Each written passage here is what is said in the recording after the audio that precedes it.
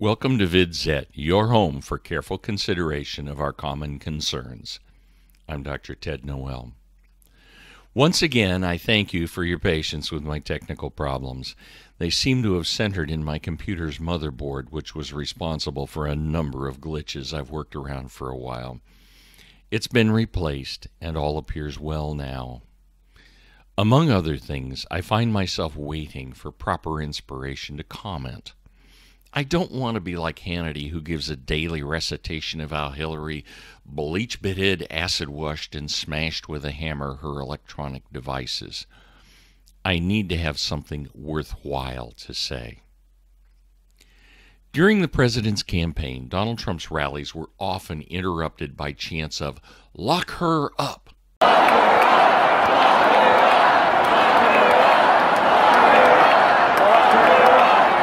This was a direct reference to Hillary Clinton's use of an illegal private server to communicate top-secret government materials. Her actions were in direct violation of 18 U.S. Code Section 793, also known as the Espionage Act. But why do we need to prosecute Hillary and her entourage? For that matter, why do we need to prosecute Jim Comey, Loretta Lynch, and all the others who subverted the law to try to prevent Donald Trump from winning the election?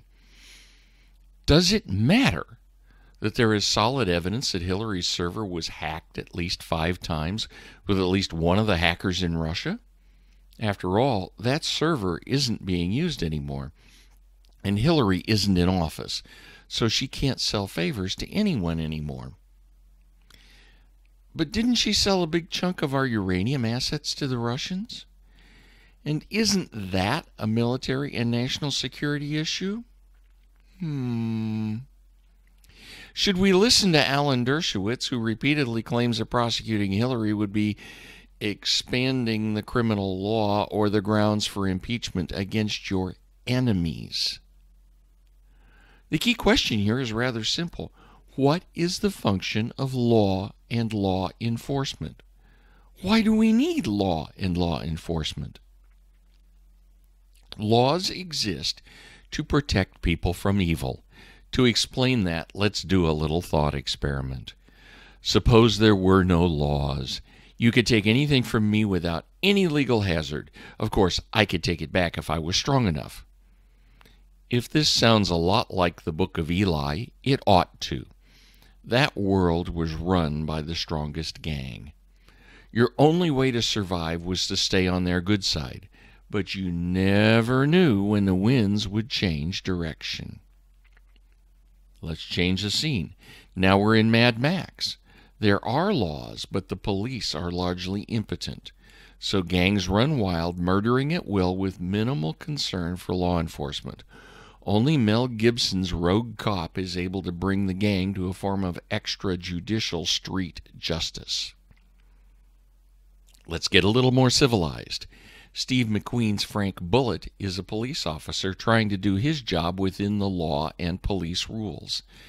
But it's only him going a little bit over the line that allows him to connect the dots to solve the case. Staying in San Francisco, Clint Eastwood's Harry Callahan operates within the law, but just barely. What does he do?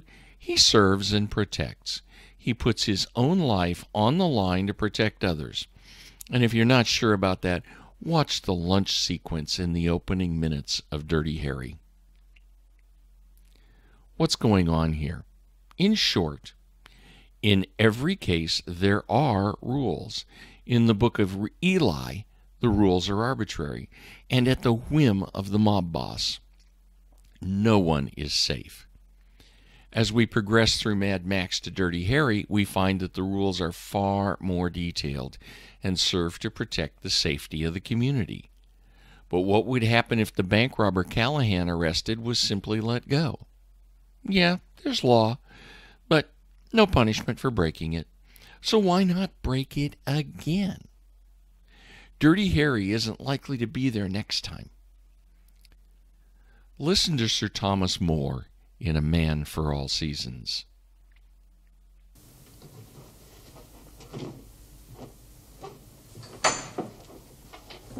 Arrest him.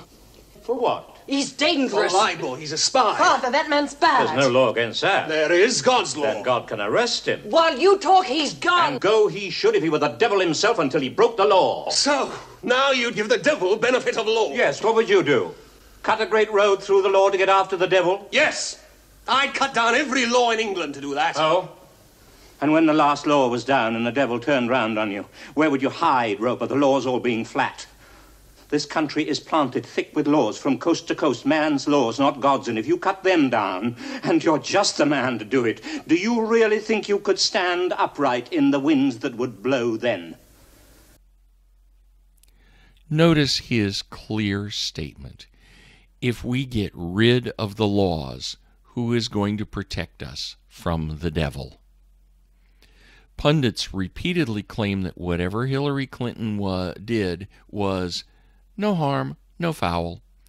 Prosecuting her would be, as Dershowitz says, expanding the criminal law against your enemies.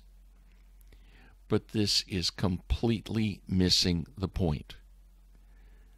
We are not attempting to punish Hillary Clinton for being a political opponent.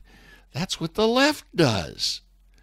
We have to remember that there are several current investigations looking into her actions. One involves the Clinton Foundation with regard to bribery and money laundering. Another is looking at $83 million in illegal campaign contributions. The FBI Inspector General is investigating the email probe itself and has already recommended that Andrew McCabe, the fired deputy director of the FBI, be prosecuted. It doesn't take a genius to understand that these investigations are looking at real crimes. They are not political payback, and prosecuting real crimes is simply giving the devil his due. The list of crimes to prosecute is far too long for this report, but they include mishandling of classified information, 18 U.S. Code Section 798, Barack Obama, Hillary Clinton, Huma Abedin, and many others. Obstruction of justice, 18 U.S. Code 1510, Barack Obama, Hillary Clinton, Bill Clinton, and Robert Mueller. Obama and the Clintons are guilty of both crimes with regard to Hillary's private server that the evidence indicates was hacked at least 5 times by foreign powers. Mueller gets into this distinguished list for his role in Uranium One. We can go on with Jim Comey and Andrew McCabe perjuring themselves. That's 18 U.S. Code Section 1001. Comey gets tagged for leaking, 26 U.S. Code 7213, and on, and on, and on. Alan Dershowitz is simply wrong. Prosecuting Hillary would not be an act of political vengeance. It would be a proper legal act. But would it be a good act? Different question. Recall Thomas More's statement, if the laws are wiped away, who will protect us from the devil? Then recall that if a criminal is simply released, that's not functionally any different from simply not arresting him in the first place. It lets the criminal go about his illegal ways once more. This raises the common complaint that there is one law for us and another for the rich and famous. They get to do anything without consequences while we have to keep our noses clean. Recall that a submarine sailor was jailed for taking pictures that showed classified areas of the USS Alexandria. He didn't even share them. But Hillary had hundreds of highly classified documents on a server that was open to the whole world. Our revulsion at this double standard is proper.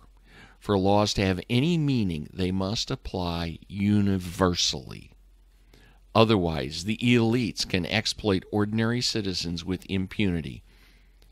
This makes a mockery of our entire system of government.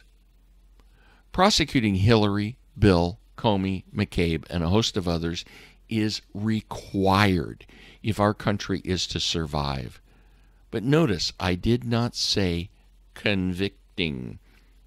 The legal process must proceed against them, and that legal process must be open for us to have any trust in it.